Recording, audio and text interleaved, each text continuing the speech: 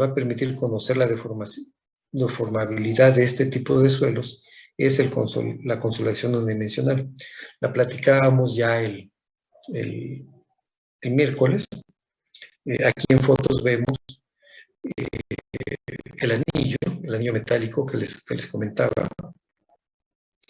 Al interior de este anillo es donde vamos a labrar la probeta de suelo. Ven aquí en la foto superior el laboratorista. El laboratorista está labrando o sacando, más bien aquí en este momento está sacando la muestra del tubo Shelby. El material lo está extrayendo del tubo Shelby para poder en él poder labrar la probeta, ¿no? Entonces, ya sea que la muestra la obtengamos con tubo Shelby o una muestra cúbica, como la que tenemos aquí en la foto de la derecha, en ambas tenemos que labrar la probeta cuidadosamente al interior del anillo. Entonces, vean aquí en esta foto, se ve el proceso que está siguiendo el laboratorista retirando el exterior de material para poder incrustar el anillo, o más bien incrustar la muestra de material en el interior del anillo, ¿no? Es un proceso que debe llevar mucho cuidado para no generar alteración al material ni provocarle esfuerzos adicionales a los que ya tiene por efecto de la extracción propia de la muestra cúbica, ¿no? Cuando sacamos la muestra cúbica hay una cierta relajación de esfuerzos que no podemos evitar, pero cuando estamos labrando tenemos que evitar someter el material a mayores esfuerzos que los asociados a la descompresión del material por el proceso de la extracción de la muestra. Entonces, decíamos que esa probeta de material la íbamos a colocar en un recipiente, ¿no?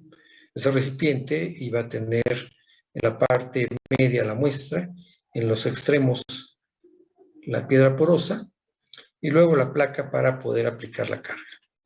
Y adicionalmente a esto, bueno, requerimos un micrómetro para medir la deformación de la probeta, ¿no? En este diapositiva vemos precisamente ese recipiente, ese contenedor y el anillo aquí presente. En la parte baja, vean el material en color ocre. Vemos la piedra porosa inferior, ¿no? Viene el anillo. Por aquí está el material que nos va a servir para aplicar la carga, metal, y la piedra porosa superior. Y una foto de la muestra, de una muestra labrada de probeta. No necesariamente es la que está aquí al interior. Seguramente esta fue ya después de haber realizado el ensayo. Entonces colocamos la probeta está al interior, el suelo está al interior, el anillo exterior, y se procede a colocar la piedra porosa. Una vez que tenemos la piedra porosa ya en la parte superior, le colocamos la placa para aplicar la carga y lo montamos en el banco de carga. Aquí lo tenemos, miren. Este es el banco de carga. Hay un brazo que conecta al portapesas, ¿no? Y aquí es donde vamos a aplicarle las cargas de manera secuencial, con un cierto patrón de incremento de cargas, con una cierta velocidad de aplicación de la carga, ¿de acuerdo? Y con un micrómetro vamos a medir las deformaciones que se van generando. Nosotros al colocarle aquí la carga en el portapesa, esa carga se va a transmitir a través de todo el brazo y este le va a generar la carga a la probeta de suelo.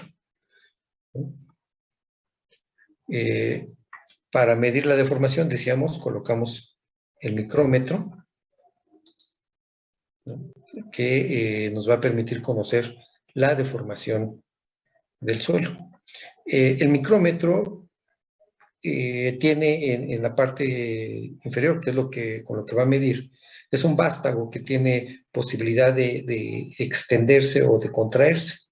En este caso, debido a que la deformación va a ser vertical y hacia abajo, por el mecanismo de carga que le estamos aplicando, entonces lo que hacemos es colocar el micrómetro con el vástago en su totalidad al interior, para que conforme se vaya deformando, el vástago vaya saliendo y entonces en la carátula vayamos midiendo la deformación.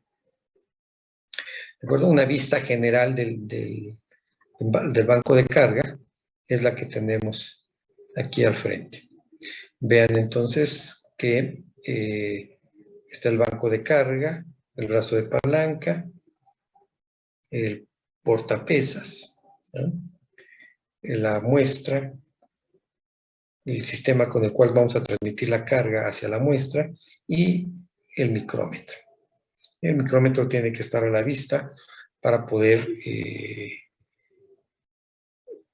aplicar carga y tomar lecturas. ¿De acuerdo? Bien. Ahora, ¿cómo es que vamos a llevar a cabo este ensayo? Esta particularmente la foto. La foto anterior es del laboratorio de mecánica de suelos de posgrado. Esta foto corresponde al laboratorio de suelos ahí de la Facultad de Ingeniería, de la División de Ingeniería Civil, ¿no? Seguramente en este llevaron sus ensayos de consolidación. Y me voy a esta foto porque vean aquí este dispositivo. Ya es un micrómetro, pero ya con lectura directa hacia un dispositivo, un data logger, o incluso directamente a la computadora para estar tomando de manera continua los datos, ¿no?, de manera continua. Es importante tener en cuenta que cuando nosotros hacemos un ensayo de consolidación, la carga aplicada debe de permanecer hasta al menos llevarse el 100% de consolidación primaria. Recuerdan que habíamos comentado que la deformación se definía en función del reacomodo de partículas. Entonces, la deformación primaria, precisamente, en gran parte es esa deformación, perdón, el reacomodo de partículas. Y entonces, este reacomodo de partículas se va a llevar a cabo en función del nivel de esfuerzos al que esté sometida la probeta.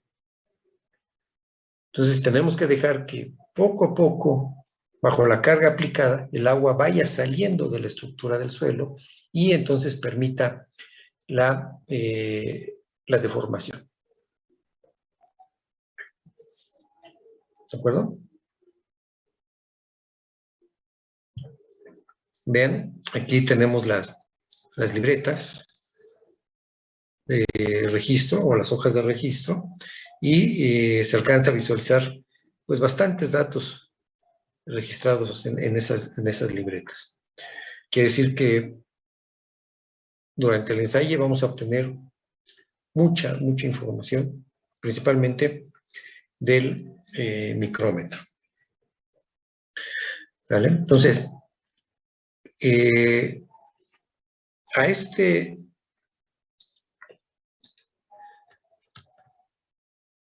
esta probeta, nosotros le vamos a aplicar cargas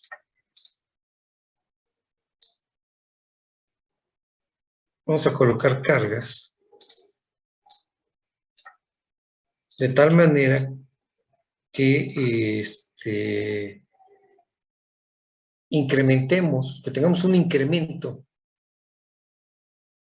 del doble de la carga aplicada. O más bien, no, que tengamos un incremento que nos lleve al doble de la carga aplicada, perdón, es el doble de la carga aplicada. El incremento que nos lleve al doble de la carga aplicada. El ensayo, entonces, decíamos, nosotros aplicamos carga,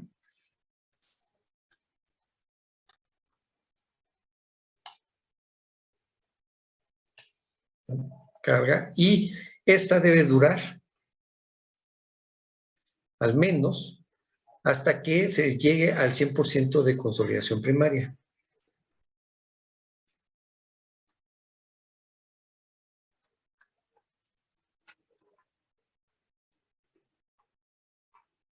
Ahorita vamos a ver cómo podemos primaria definir la consolidación primaria.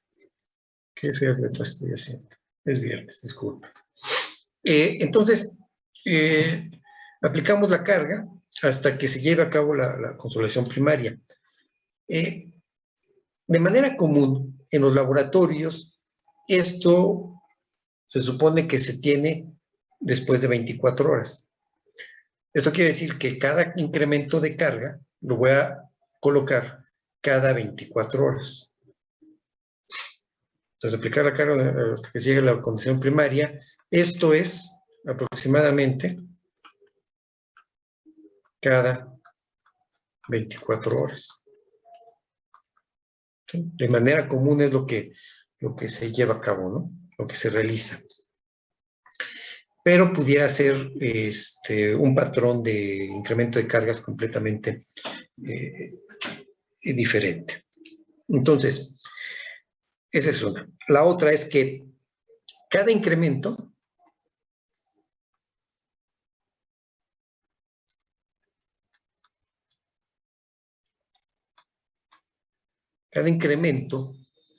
tendrá una magnitud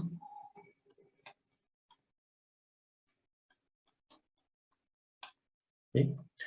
Que nos lleve al doble de la carga aplicada, al doble de la carga previa aplicada.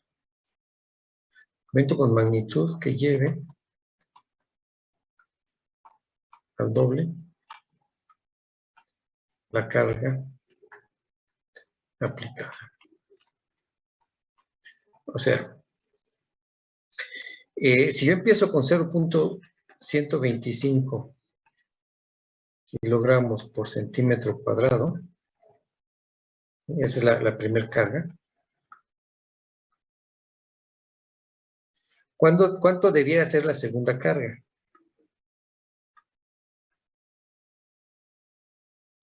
Debe ser el doble la carga aplicada. Entonces, si tengo 0.125, debo llevar a la probeta a una carga de 0.25 kilogramos por centímetro cuadrado. Entonces, ¿cuál fue el incremento de carga?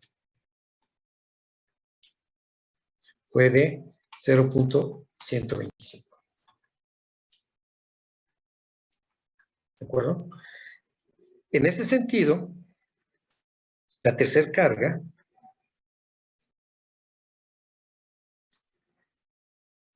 debiera ser del doble de la carga aplicada previamente. Es decir, si yo tengo 0.25, tengo que llevar al doble la carga.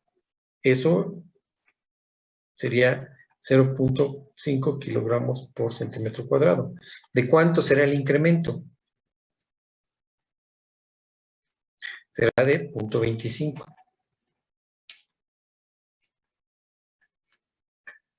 ¿De acuerdo? Luego, la cuarta carga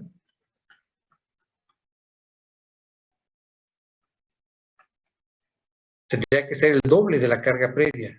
Entonces, tendría que ser 1 kilogramo por centímetro cuadrado. ¿De cuánto tiene que ser el incremento? De 0.5 kilogramos por centímetro cuadrado, ¿no? Así lo vamos incrementando. Es decir, 0.25 el primer día, 0.125 el primer día, 0.25 el segundo, 0.5 el tercero, 1 el cuarto, 2 el quinto, 4 el sexto, 8 el séptimo y 16 el octavo, ¿no? Así tengo que ir incrementando la carga. Entonces, fíjense, fueron 8 cargas las que apliqué. Quiere decir que al menos el ensayo debe durar 8 días. El ensayo de consolidación, bajo este esquema de cargas que estoy platicando.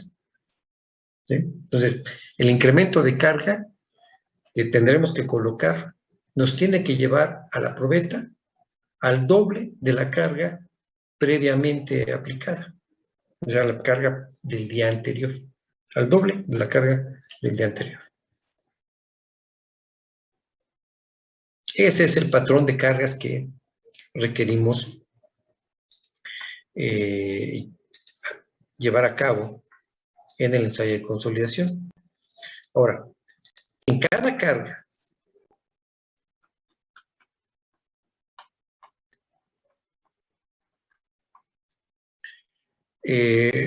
tomaremos lectura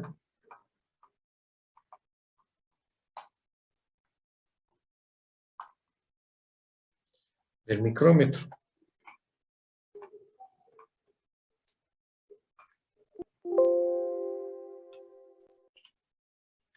Con un patrón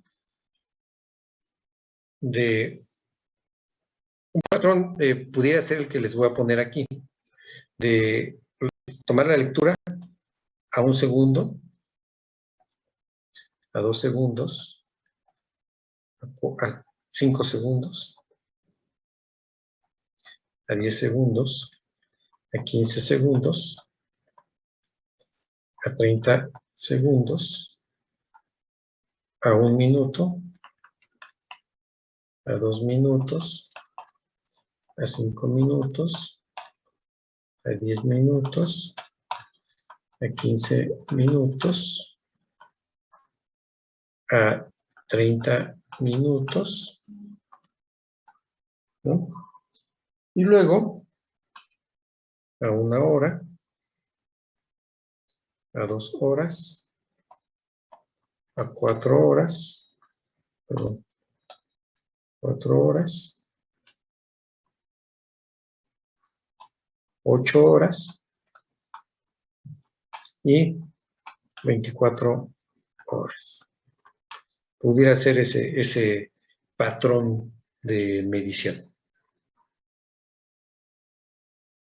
Esto cuando lo hacemos manual, ¿no? Con el micrómetro.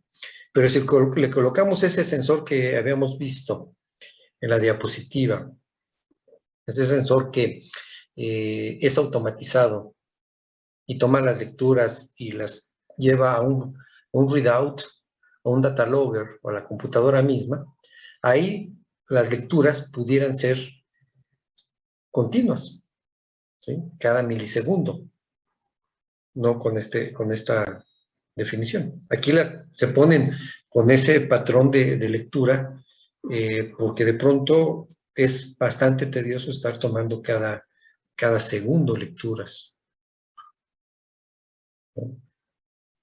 Se trata de tomar de esta manera. Entonces, lo que vamos a tener, como veíamos en la diapositiva, podríamos tener una hoja de datos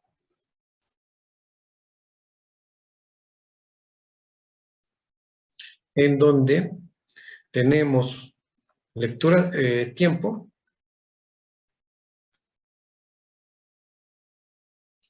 y lectura de micrómetro.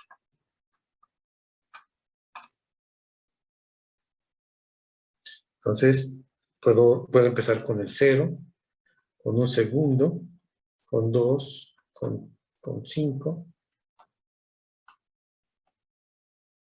con 5 segundos.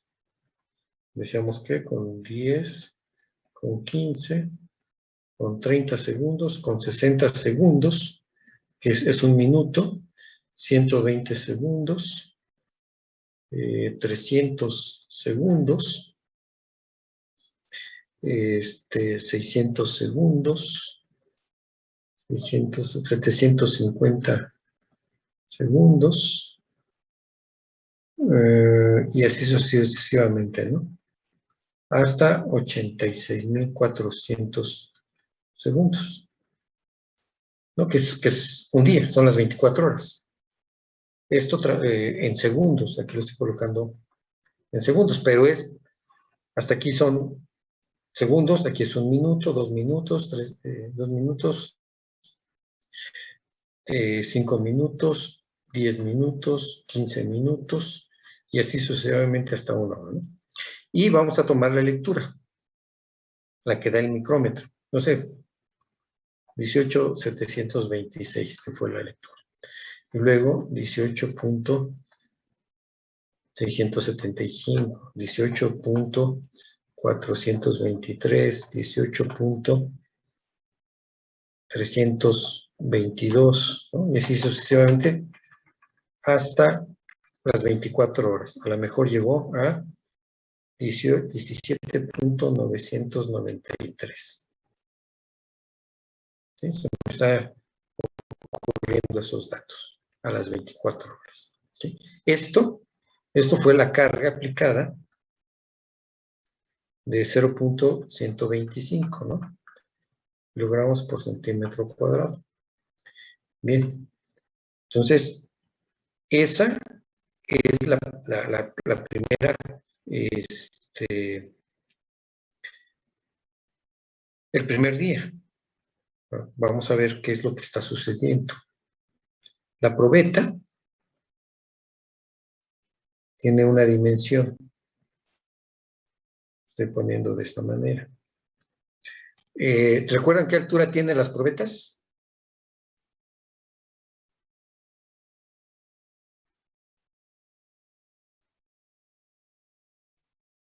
¿Alguien lo recuerda? Son 9 centímetros, ¿no, profe? No, ese es el diámetro es así de grande, pero son 5 centímetros de diámetro, ¿no? Y la probeta son, cuando mucho, 2 centímetros. 2 centímetros de probeta. Entonces, 2 centímetros son 20 milímetros, ¿no? Sí. 20 milímetros. Entonces, decíamos, colocamos aquí el micrómetro para medir aquí la deformación. Entonces, lo que leímos aquí, ¿sí? Son las 18.726.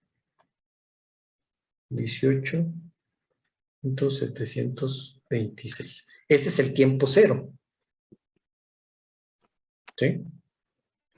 O sea, coloco la probeta y coloco el micrómetro y tomo su lectura antes de aplicar carga. Ese es el tiempo cero. ¿Sí? En el momento que aplico la carga, en ese momento empieza a correr el cronómetro para llevar control de los tiempos. ¿Sí? En el mismo momento que aplicamos la carga, en ese momento tenemos el inicio del ensayo. El primer dato es la lectura inicial, la condición inicial antes de la carga. El parámetro o la lectura que nos va a permitir conocer la evolución de la deformación. ¿Vale? Así está. Bien. Entonces, le aplicamos la carga. O más bien, aquí ya estamos hablando de esfuerzo, porque estamos hablando de 100.125 kilogramos por centímetro cuadrado, ¿no? Ese es el esfuerzo. Y se va deformando poco a poco la probeta. ¿No? A las 24 horas, la probeta tuvo esta deformación. Bueno, fíjense, la voy a poner con otro color. A las 24 horas, y la voy a exagerar más, tuvo esta deformación la probeta. ¿Sí?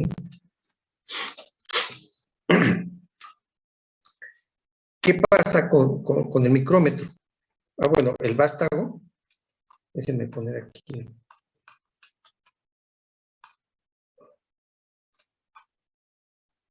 Vamos a poner aquí el vástago.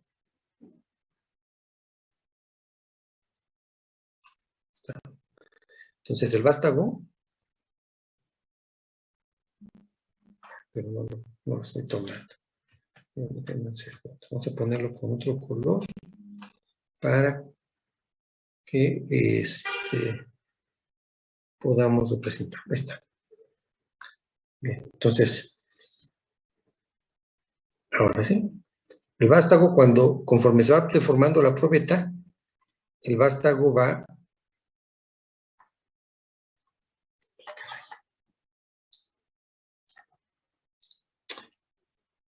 No se deja.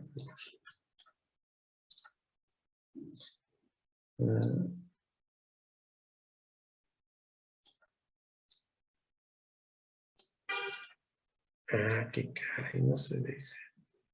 Bueno, imagínense que salió el vástago. No sé por qué no se quiere dejar. Ya sé. Déjenme ver.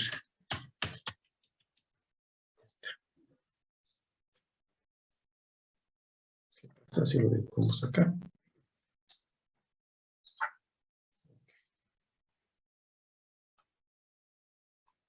Vamos a ver si es cierto.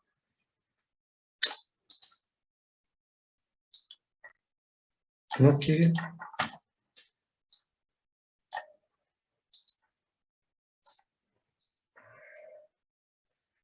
Denme.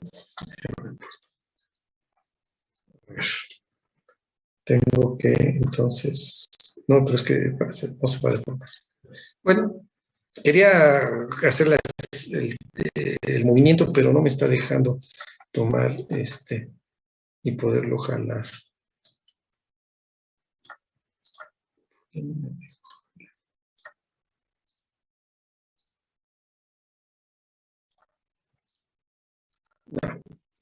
Bueno, imagínense que está saliendo el vástago de aquí. Incluso ya está se borró la probeta deformada. Esta es la probeta deformada. Entonces, el vástago se extendió siguiendo la deformación de la probeta, ¿no? Entonces, el vástago al salir, bueno, pues la probeta, el micrómetro se va a mover, la manecilla del cronómetro se va a mover, ¿no? Pensemos que ahí se movió y la lectura que nos está dando es de 17.993. ¿Sí? Esto para t igual a un día. ¿Sí? Esto fue lo que ocurrió en un día. ¿Sale? Así fue. Eso fue lo que la muestra sufrió por la aplicación de la carga. Y tengo la lectura en el tiempo cero, que es la inicial, y al día. Bien. Ahora, con los datos que voy obteniendo, con estos datos que tengo aquí, que es tiempo con lectura al micrómetro, lo que voy a dibujar es una curva que le vamos a llamar curva de consolidación. Una curva en la cual vamos a dibujar las abscisas en escala logarítmica.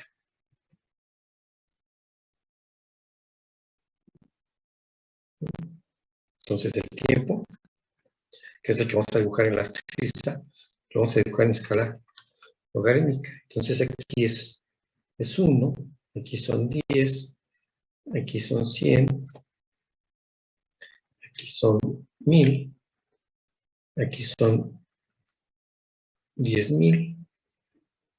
Ahí me falta uno más para que me represente aquí los 100,000, ¿no? Esa es la escala logarítmica. Entonces tenemos en esa escala 1 ciclo, 2 ciclos, 3 ciclos, 4 ciclos, 6 ciclos. Y acá voy a colocar la lectura del micrómetro.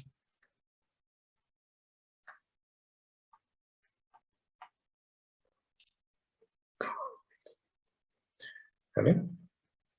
Entonces, las lecturas, según lo que tenemos, la primera fue 18 y la última 17, ¿no? En un día, bajo esta carga que está aplicada. Entonces, seguramente pudiéramos tener que tengamos que poner aquí como 19, aquí como 18 y aquí como 17, ¿no? Y lo que vamos a hacer es, cada uno de estos puntos leídos en el micrómetro en diferentes tiempos, cada uno de estos los vamos a dibujar aquí, en esta curva. Entonces tenemos un segundo, luego 2 segundos, luego 5, luego 10, luego 15, luego 30, y así sucesivamente, ¿no? Hasta 86,400 segundos, que corresponden las 24 horas. Dibujamos 3 puntos, y lo que tenemos que hacer, bueno, pues como toda gráfica, hay que unirlos.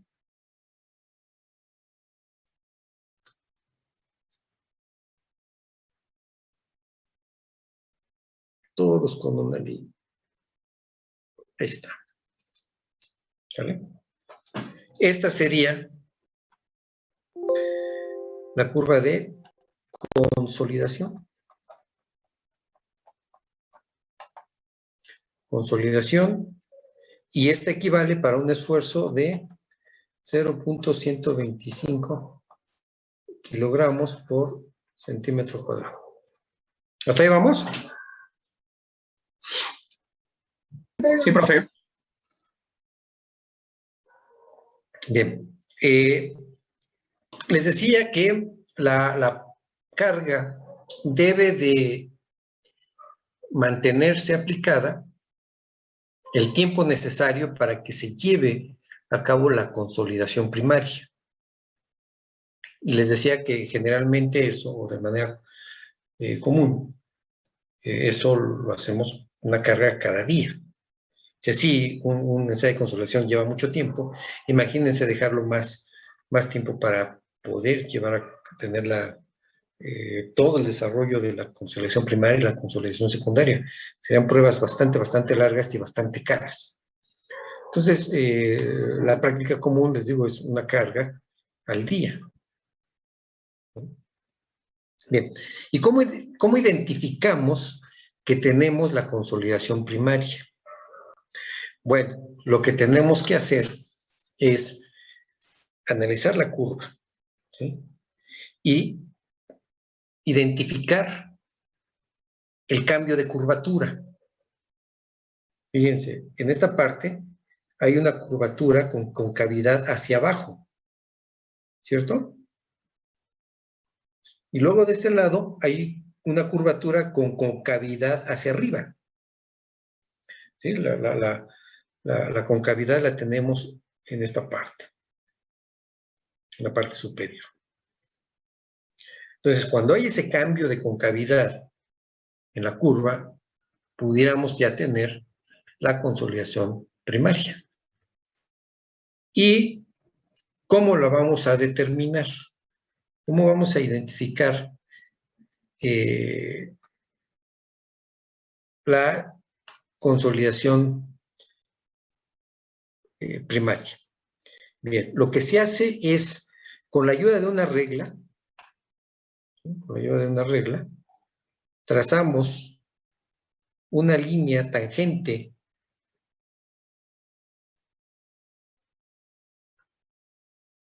en la parte recta de la curva, en la zona donde tenemos el punto de inflexión, ¿no? Dentro de esta curva, el cambio de concavidades nos da por ahí un punto de inflexión, y el punto de inflexión es precisamente ese cambio de la concavidad. Entonces, ahí lo que vamos a tratar de trazar es una línea recta.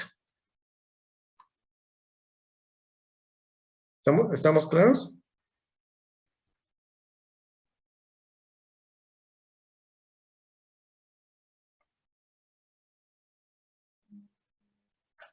¿Sí? Y luego, no se deja mover. Ni pequeña ni grande se mueve. No. Ok. Y vamos a trazar otra, no es que ya no va a ayudar mucho la regla, en esta parte. Que sea más o menos tangente. ¿Sí? Vean el proceso tangente entre las dos. El punto de intersección de las dos curvas, de las dos líneas que dibujé, corresponde al 100%.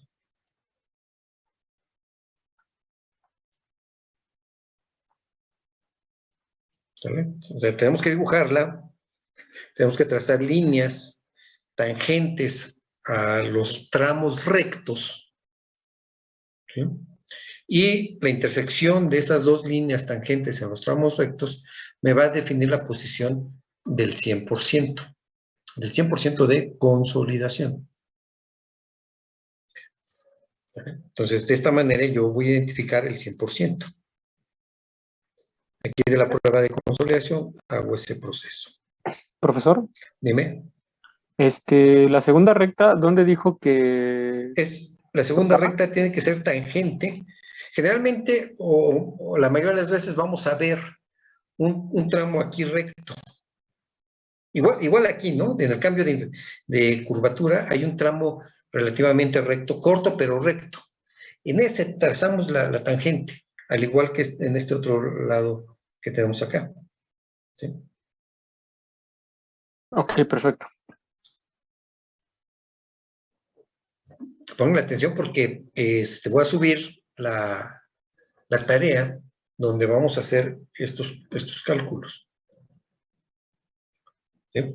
Finalmente, recuerden que para diseñar la cimentación requerimos parámetros, y esto es la manera de obtener los parámetros que vamos a utilizar en el cálculo de asentamientos. Bien, aquí lo tenemos.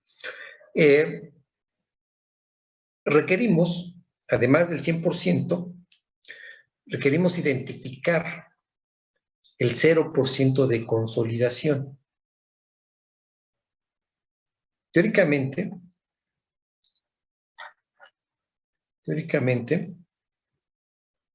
en consolidación, el proceso de consolidación se desarrolla con una forma de este estilo, que es más o menos la curvatura que teníamos identificada ya. Esta es la curva teórica de consolidación.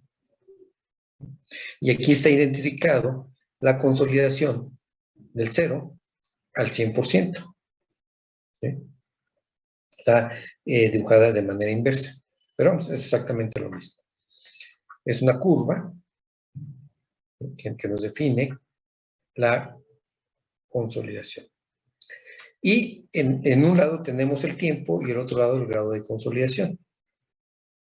Con estos factores, o más bien con estos ejes, puedo determinar los valores teóricos de esta curva, que esos son los que tengo aquí precisamente. Los que se presentan en esta tabla. Entonces, esta curva nos indica que cuando hay cero tiempo, la consolidación es 0. Cuando hay un determinado tiempo, que es punto 208, yo tengo un grado de consolidación de 10. Cuando tengo punto 018, tengo un grado de consolidación de 15.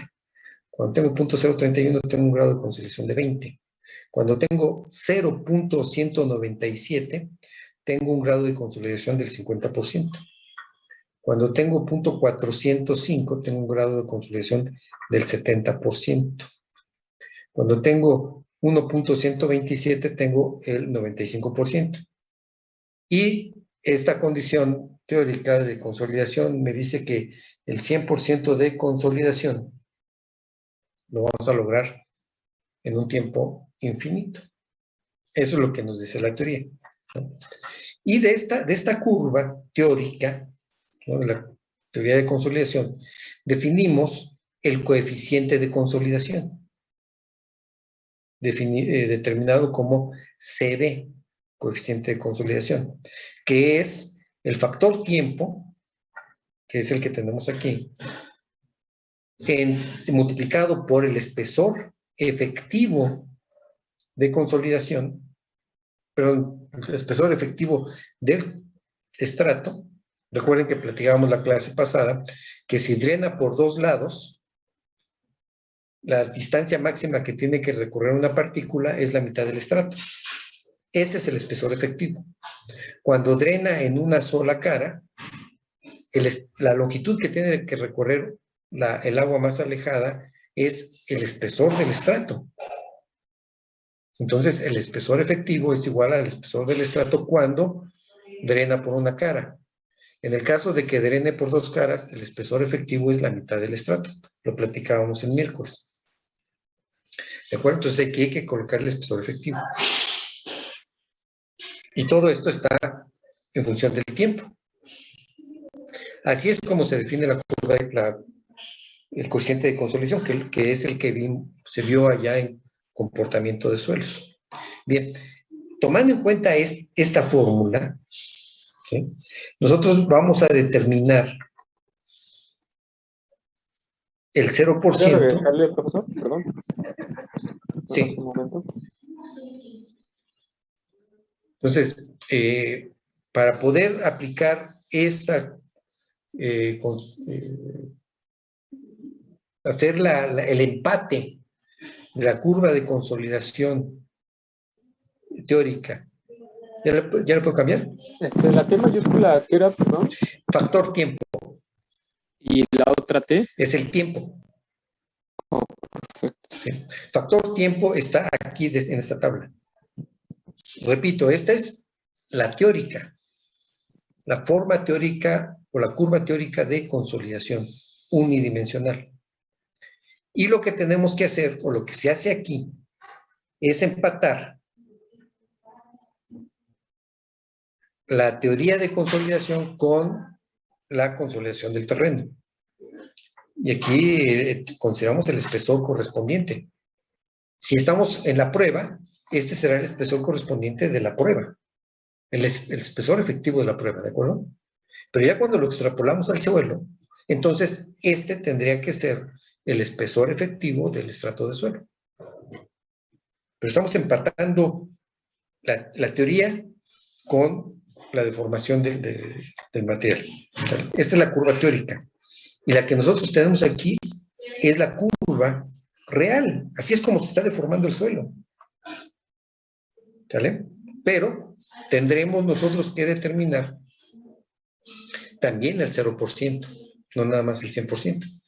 Y entonces, ¿cómo se determina el 100%? El 0%, perdón.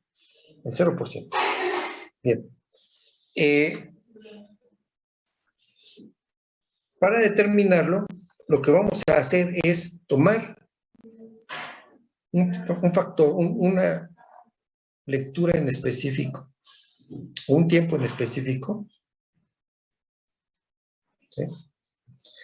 Y ese tiempo, ya sea que lo multipliquemos por 4 y lo dividimos acá, o que lo dividamos entre 4 y lo jalemos para acá. Entonces, si este tiempo lo divido entre 4, seguramente esto me va a dar aquí.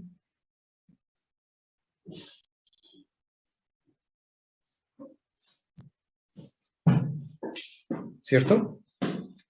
Entonces, con esos valores, con un tiempo ¿Cuál es? Repito, el que uno quiera.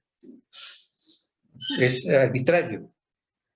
Lo único que tenemos que garantizar es que el otro punto que determinemos sea t entre 4 o 4 veces t.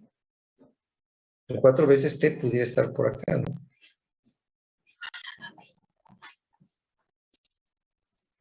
4 veces t.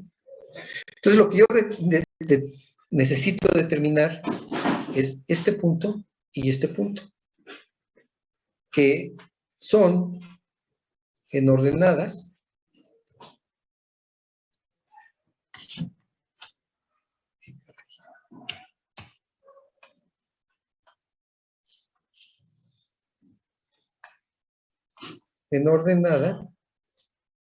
es esta distancia y esta otra. Son esos dos puntos.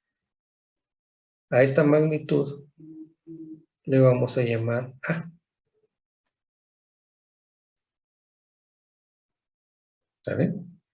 Se dice que el 0% se obtiene dibujando esta magnitud A hacia arriba. Entonces, esta va a ser A.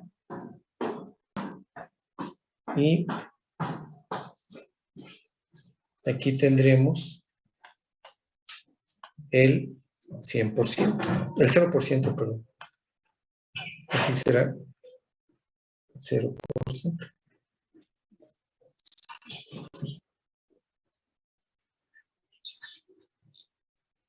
¿De acuerdo? Entonces, la determinación del punto A implica que propongamos al inicio de la curva una línea vertical de referencia en una abscisa arbitraria, ¿sabe? Que es este T. ¿Profe? Luego, dibujemos otra línea paralela, ¿sí?, hacia la izquierda, con una separación T entre 4. O a la derecha, con una separación 4 veces T. La diferencia de ordenadas, ¿sí?, y estas ordenadas las vamos a determinar en la intersección de las líneas con la curva de consolidación. Entonces, la diferencia de esas ordenadas me va a definir una magnitud, que la voy a llamar A. Pudiera haberle llamado Petrita, no, pero le ponemos A, por facilidad. Y para obtener el 100%, el 0%, tenemos que repetir esa magnitud A hacia arriba de la línea superior que marcamos, que es lo que tengo aquí, ¿sí? Y entonces la ordenada que estamos definiendo es una línea horizontal. Con esa réplica de la magnitud A hacia arriba, me va a determinar el punto asociado al 0% de consolidación. ¿De acuerdo? De acuerdo. ¿En preguntas? Ok, bien. Entonces, otro factor que requerimos de aquí de la curva es el 50% de consolidación.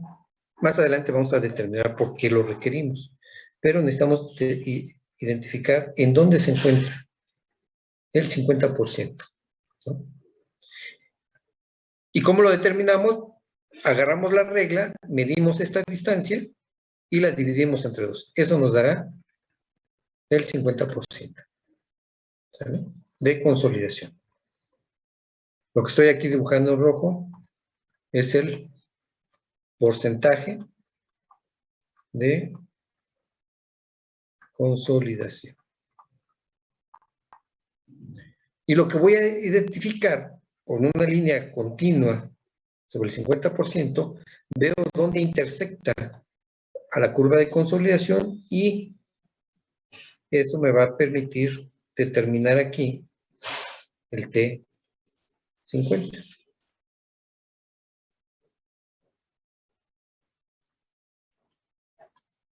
¿De acuerdo? Entonces, en cada curva de consolidación, o más bien, por cada día de carga, o por cada carga aplicada, voy a tener datos de tiempo contra lectura de micrómetro. Esos juegos de datos me va a permitir obtener la curva de consolidación, que es una curva en escala logarítmica, donde el tiempo lo dibujamos en escala logarítmica. Y de esa curva vamos a identificar el 100% con la metodología que comentamos, el 0% también con la metodología que comentamos, y adicionalmente vamos a determinar el 50% de consolidación, el tiempo, y con ello el tiempo en que se lleva el 50% de consolidación.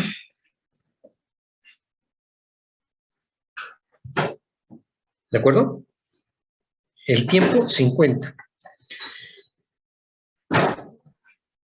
¿Por qué el 50? Podemos tener el 60%, podemos tener el 70%, el que sea. Lo que tenemos que hacer luego es empatar el 50% de consolidación con el factor tiempo. Entonces, cuando tenemos un 50% de consolidación, tenemos un factor tiempo de 0.197. Entonces, para este T50 que yo estoy leyendo directamente aquí en escala logarítmica, le corresponde un factor tiempo igual a 0.197. ¿Sí? Si agarramos otro porcentaje, no sé, el 60% de consolidación, entonces cuando hagamos cálculos, tendremos que entrar en esta tabla y buscar el valor asociado al 60%, el factor tiempo asociado al 60%. Es decir, dependiendo el porcentaje de consolidación que obtengamos de la curva de consolidación, eso nos obliga a utilizar un factor tiempo asociado a ese mismo grado de consolidación que estamos considerando. Práctica común es el 50%. Por eso aquí tenemos el T50.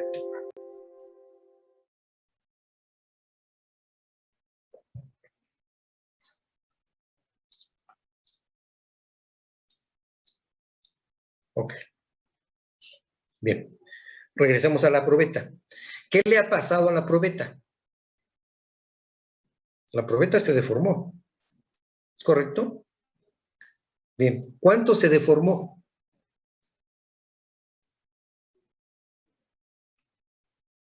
¿Cuánto es esta magnitud de deformación?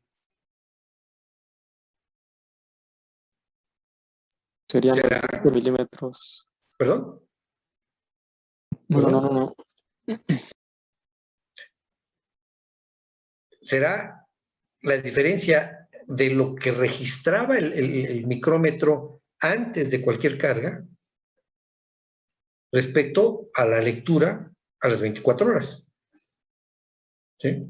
¿Cuánto me da la diferencia de estos dos?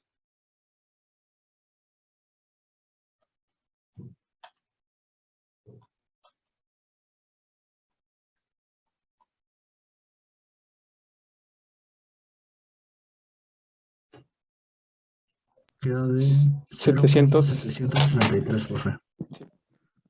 0.733. ¿Sale? Ok, ¿cuánto es la altura de la probeta?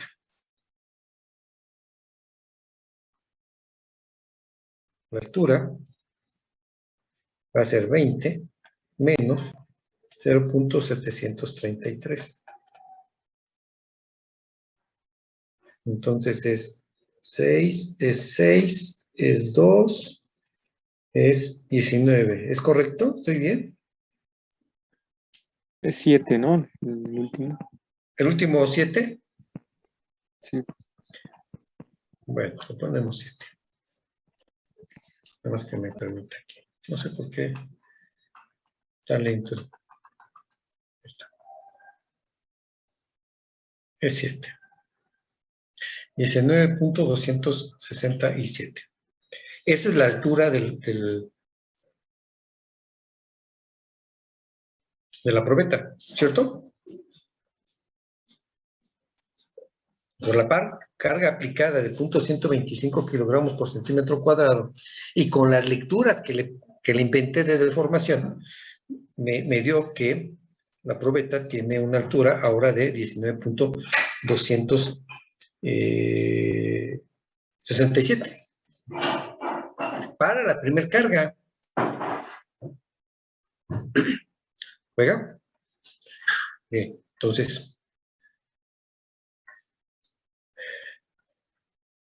decíamos que el ensayo, pensemos que el ensayo lo empezamos el día lunes. Día lunes a las 7 de la mañana. Empezamos a cargar, ¿no? La probeta ya la habíamos preparado, ¿no? Desde el viernes antes de irnos. Preparamos la probeta, la dejamos ya colocada en el marco de carga, con el micrómetro. Y llegamos a primera hora el lunes y registramos 7 de la mañana, incremento de carga va a ser 0.125. Verificamos que el micrómetro se mueva, ¿no? Es decir, que el vástago del micrómetro se mueva, lo movemos un poquito para que asegurarnos que va a funcionar perfectamente. Después de asegurarnos que funciona perfectamente, vemos cuál es la lectura del micrómetro y la asignamos aquí en la hoja. Así sucede, ¿no? En el momento agarro el cronómetro y voy a colocar la carga en el portapesas con mucho cuidado. ¿Sí? Hay que tratarlo con mucho cuidado a la probeta. Aplicamos la carga y empezamos a tomar lecturas. Con esta secuencia y tomamos las lecturas y vamos teniendo esto, ¿no? Después de 8 horas, ¿sí? Si son las 7 estaremos tomando la lectura por ahí de las 3 de la tarde, ¿cierto? 14, 15, 3 de la tarde, ¿sí? Pudiéramos tomar otra a las 6 de la tarde, es válido, pudiera ser. ¿No? Antes de irnos, a las 6 de la tarde podemos tomar otra lectura, pero con la de 8 horas ya estamos ganando bastante. Y nos vamos a casa a ver la telenovela, ¿no? Está Betty en Nueva York. Y nos relajamos para que el día siguiente, tempranito, lleguemos el día martes, otra vez a las 7 de la mañana. Ah, bueno, perdón, esta lectura todavía no la tengo, ¿no? La de las 24 horas todavía no la tengo porque apenas estoy llegando al laboratorio. Y me preparo, a lo mejor llega a las 6:30, me preparo para colocar aquí mi hojita, los tiempos de lectura. Llego a las 6:30 porque me tengo que preparar el café, ¿no? Desde luego. Si no hay café, pues no trabaja el cuerpo. Lectura de micrómetro. Bien. Lo primero que hago, ya que tengo la hoja y mi café bien preparadito, lo primero que hago, bueno, pues es llenar la hoja con los tiempos a los cuales voy a llevar las lecturas, ¿no? O las hago de un jalón todas.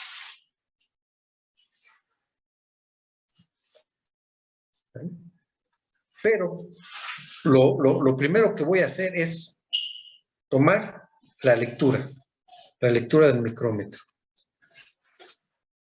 que fue, ¿qué? 17.993. 17.993, que es la misma que voy a asignar aquí. La lectura 0. O sea, la última lectura que voy a tomar aquí, que es a las 24 horas de aplicar la primera carga, va a ser la lectura para el tiempo 0 del día siguiente, ¿no? Entonces, como llegué a las 6:30, me dio tiempo de preparar la carga. Entonces voy a colocar un incremento de carga, le voy a poner incremento de sigma. ¿De cuánto va a ser? De 0.125 kilogramos sobre centímetro cuadrado. Esto me va a llevar a tener un esfuerzo aplicado de 0.25 kilogramos por centímetro cuadrado. ¿De acuerdo? Por lo que habíamos comentado. Entonces, aplico el incremento de 0.125, las pesas que voy a colocar deben de generar un incremento de 0.125.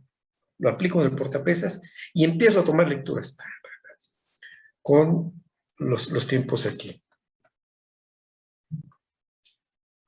Me estoy imaginando estas lecturas, ¿no?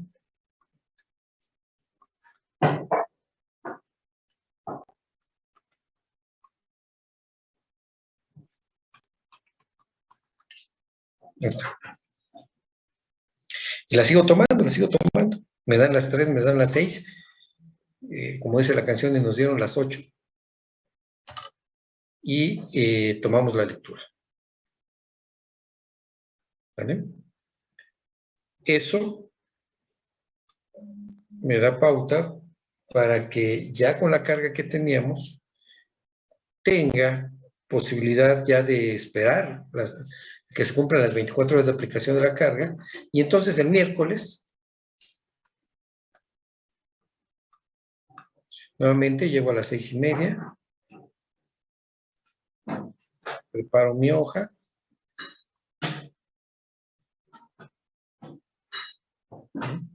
aquí con tiempo, en segundos, y acá lectura micrómetro, en milímetros, y nuevamente a los tiempos correspondientes, ¿no? A las 7 de la mañana, tomo la lectura aquí, que me da 16.625, y esa lectura que es aquí el tiempo 0, debe ser la misma de las 24 horas. ¿Sí? Bien. Entonces, veamos qué pasó con la probeta.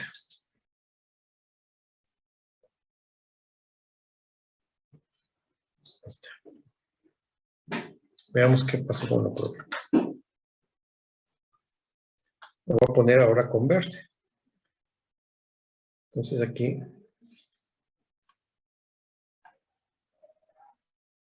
tengo la probeta, se deformó.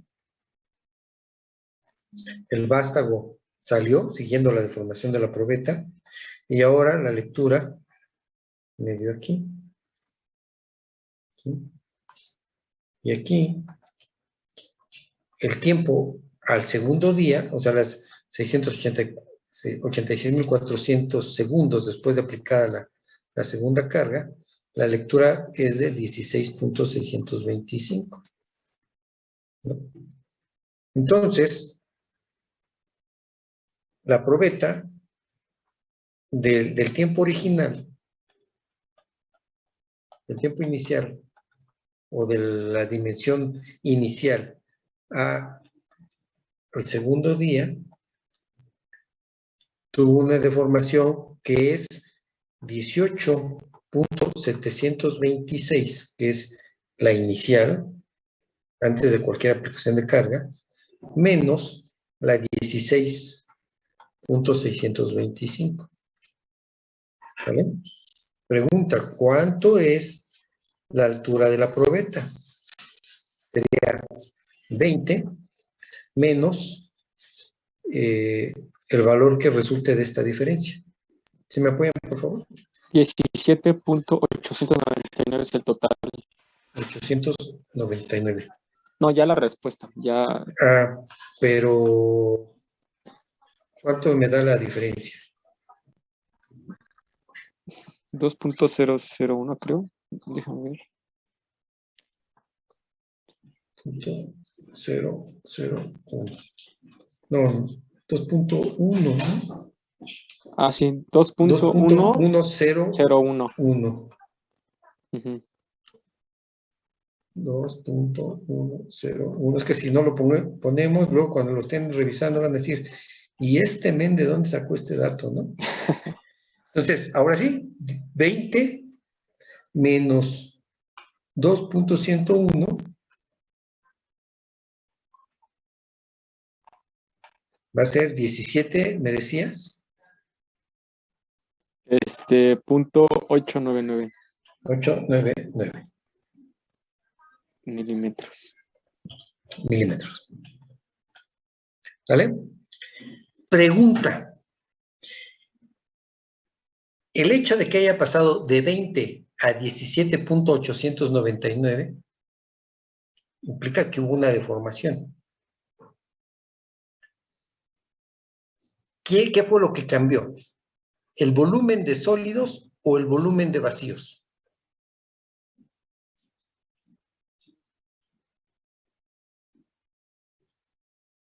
El volumen de vacíos, ¿no, profe? Exactamente.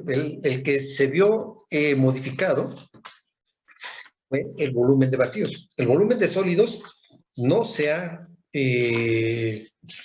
visto modificado por la carga. ¿Sí? ¿Vale? Todo lo que está ocurriendo ahí es que los vacíos se están reduciendo. Hay una reducción de vacíos. ¿Sí? ¿Me ibas a preguntar algo? Llegaría a un punto determinado en el que ya no hubiera vacíos, ¿no? Sí, claro. Pero bajo para que lleguemos a esa condición, tenemos que dejar la carga mucho tiempo. Profesor, Sí. ¿y cuando se modifica el volumen de sólidos, es cuando falla la probeta? No. ¿No? La falla de la probeta va a llegar en el momento que la resistencia que tiene ese suelo se vea sobrepasada por la carga. Pero no necesariamente implica que yo esté perdiendo completamente los vacíos. Se van a reducir.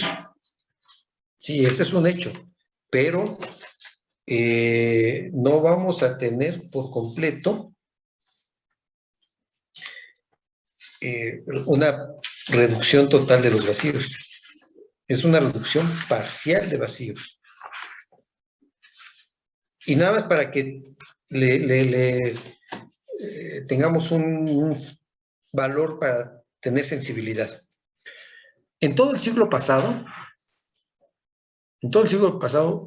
el suelo de la Ciudad de México experimentó 10 metros de asentamiento. En todo el siglo pasado. Tantito más, tantito menos que esos 10 metros, pero pues, 10 metros son muchos centímetros. ¿De acuerdo? Y hay que recordar que la arcilla de la Ciudad de México, el contenido de agua, anda de entre los 200, 300, 400%. En Texcoco tenemos hasta 500% de contenido de agua. O sea, 5 partes de agua por una parte de sólidos.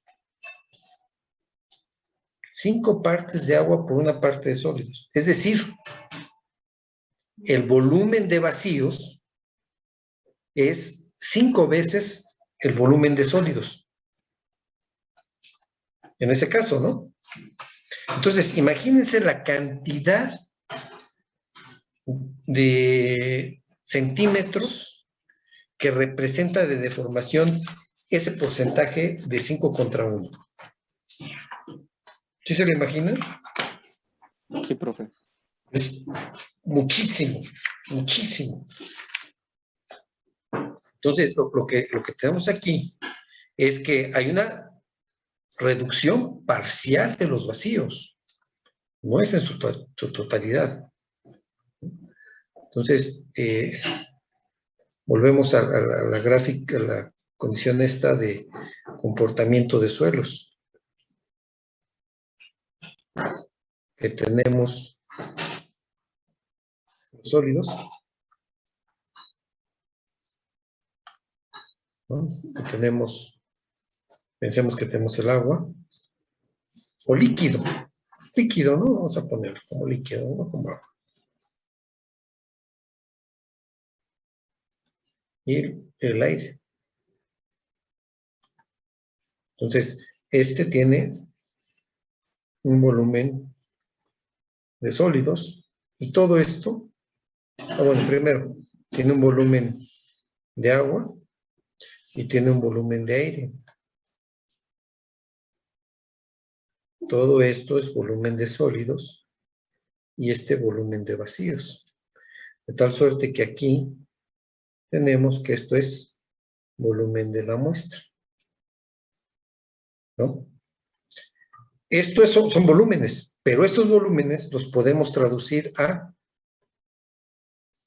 alturas. Entonces, tengo una altura de la probeta.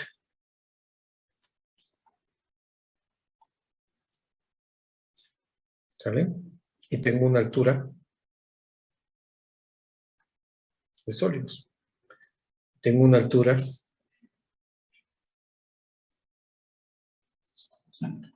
de vacíos.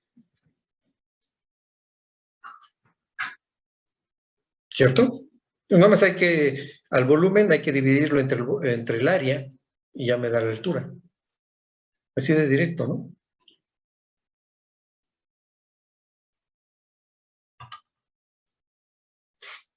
¿Y qué es lo que estamos teniendo acá? La altura de la muestra, ¿no? ¿Qué se está reduciendo aquí? ¿Qué estamos perdiendo aquí en este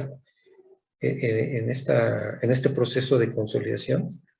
Estamos perdiendo altura de vacíos. Esto es altura de vacíos. Los sólidos a lo mejor se encuentran por acá. Vamos, este es el decremento, ¿no? Y esta altura, perdón, esta es altura de sólidos. Entre la primera carga y la segunda carga, hubo un decremento en la altura de vacíos. La altura total de vacíos es esta.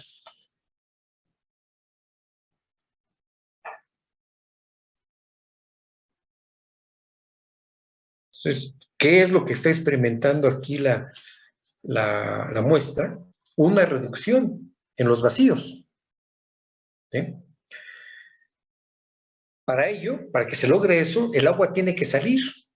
Si los vacíos están ocupados por el agua, para que exista esa reducción en la altura de vacíos, tiene que salir el agua.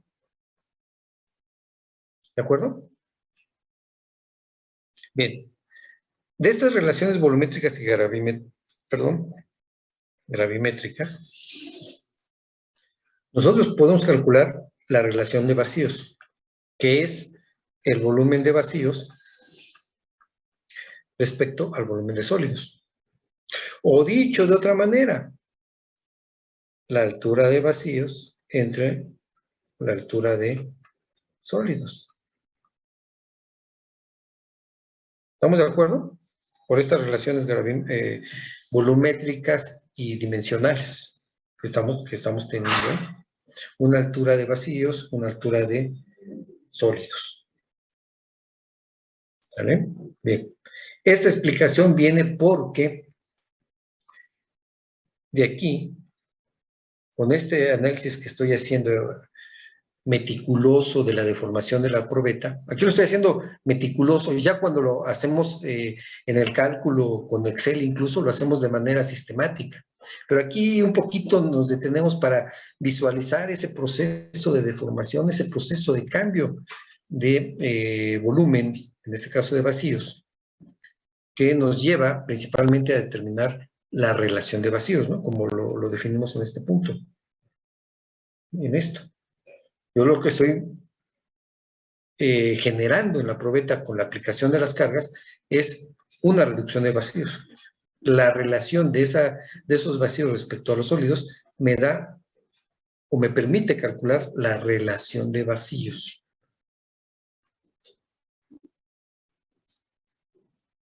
¿Sale? Entonces, regresemos acá. Y ahorita vamos por qué es la relación de vacíos. Para cada incremento de carga, yo tengo una curva de consolidación. ¿Sale? Para cada incremento de carga yo tengo una curva de consolidación. Eso me implica que yo voy a tener para cada carga una curva de consolidación y voy a obtener una deformación de la probeta. ¿Sí? Como lo calculé ahorita. ¿Sí?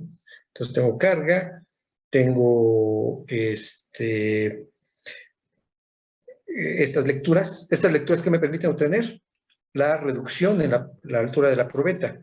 Finalmente, lo que me permiten, todo este cálculo, lleva a que yo pueda determinar la relación de vacíos en cada carga. ¿Sí? Cada carga me va a generar una reducción de vacíos, de altura de vacíos, que eso implica una variable llamada, o una variación en la variable llamada relación de vacíos. ¿Sí? Y entonces, después de acabar todo el ensayo, voy a poder determinar una curva en la que voy a dibujar nuevamente en escala logarítmica el esfuerzo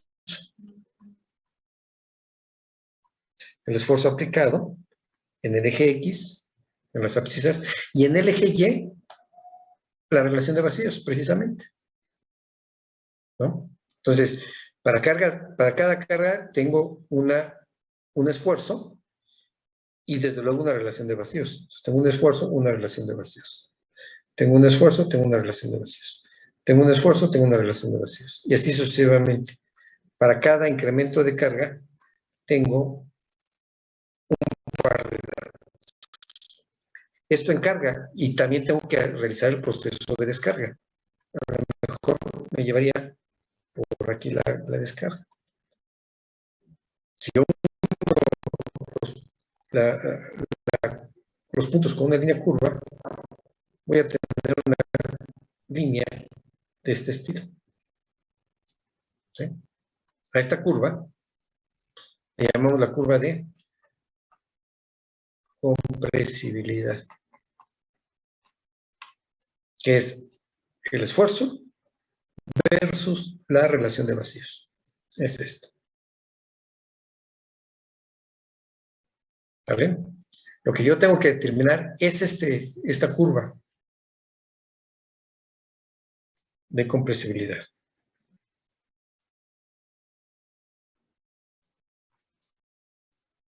¿Preguntas? No, profe, por el momento todo claro. Bien, entonces rápidamente, ya nos va a acabar el tiempo, pero vamos a ver. Tengo el suelo. El suelo con una cierta estratigrafía. ¿Vale? Tiene sus espesores, H1, H2, H3, H4, ¿no? Y de aquí saqué la muestra. De aquí la saqué, la llevé al laboratorio. Y hice el ensayo que estábamos platicando ahorita. Bien. Entonces, ¿se acuerdan que en una de las tareas les pedí que dibujaran los diagramas de esfuerzos geoestáticos? Bueno, esto lo sacamos de aquí, de este esfuerzo, de este suelo. El esfuerzo total. También el de la presión, el esfuerzo neutro, ¿no? Algo como esto. ¿cierto? Y luego calculamos el efectivo. Algo como esto, claro, para cada uno de los estratos. ¿Sí? A esto le llamábamos los esfuerzos geoestáticos. ¿Y qué nos representan? Nos va a representar la condición de esfuerzos que el suelo genera sobre el mismo suelo. ¿Sí? Es el efecto del suelo sobre el mismo suelo. El gamma por H. ¿Sí? Que es la condición inicial. El punto de partida que nos va a permitir calcular el asentamiento. Así está, entonces. Y luego, ¿qué queremos hacer? ¿O por qué hacemos todo este estudio? ¿Por qué? Porque queremos colocar ahí una cimentación. ¿Sale? La cimentación la voy a proponer que sea en este punto, así. ¿Vale? Y en la tarea recuerdan que también les pedí que calcularan con un juego de ecuaciones, calcularan el incremento de esfuerzos. Entonces, si lo graficaron, aquí a nivel de desplante empezamos, y nos va a dar una curva de este estilo. El delta sigma z. El vertical. Platiquemos ahorita del vertical. ¿Sale? ¿Quién genera esto? Ese es el efecto de la cimentación sobre el suelo. Y este es el efecto del suelo sobre el suelo.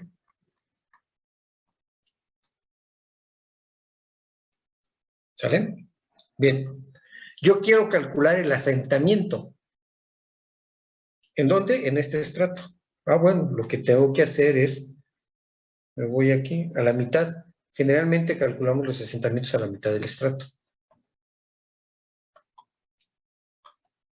Lo voy a poner más grueso. No se ve. Aquí a la mitad del estrato. ¿De acuerdo? Entonces, determino esta magnitud. El diagrama de los esfuerzos geostáticos, determino esta magnitud. Mido. ¿Sí? Calculo la magnitud que está ahí. ¿Por qué no? Ahí está. ¿No? Y también veo cuál es el valor del incremento de esfuerzo.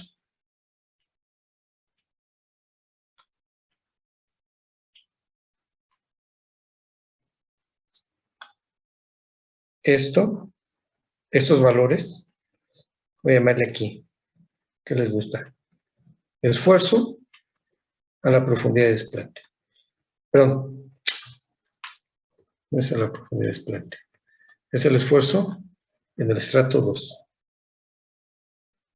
Pero no, tiene que ser E2. Estrato 2. Y aquí es el incremento de esfuerzo en el estrato 2. Para referirlo a este estrato, ¿no? Entonces, con este juego de datos, me voy a ir aquí a la gráfica y voy a identificar dónde se ubica el esfuerzo del estrato 2. A partir de ese esfuerzo del estrato 2, voy a dibujar el incremento de esfuerzo en el estrato 2.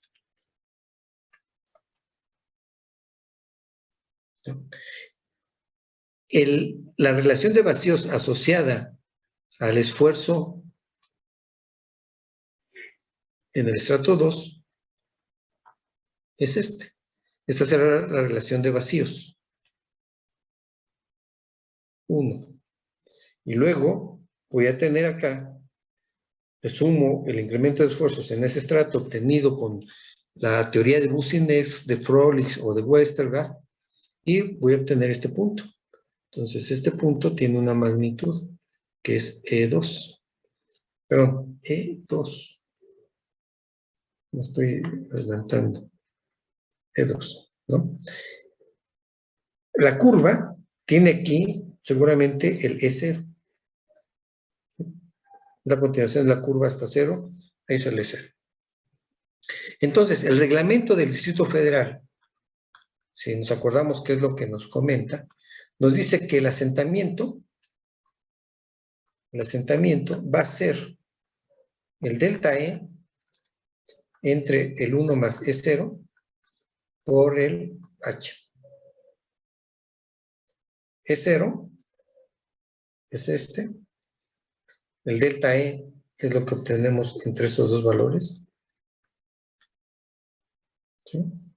Y H es el espesor del estrato. Aquí sería 2, ¿no? Entonces aquí realmente sería delta E entre 1 más E0 por H2, que es este que tenemos aquí.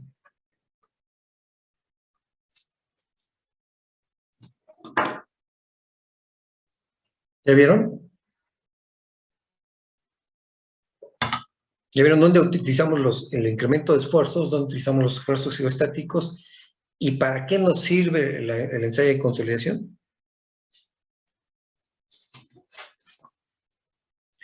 ¿Preguntas?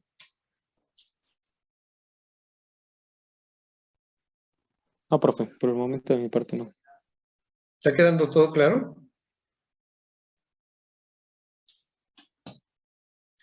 Y les repito, ya ahorita con la explicación que tenemos de las curvas de consolidación, ya voy a poner disponible la tarea asociado a determinación de los parámetros de deformación. Y ¿qué es? Hacer los cálculos de las curvas de consolidación y la curva de compresibilidad. ¿Sale?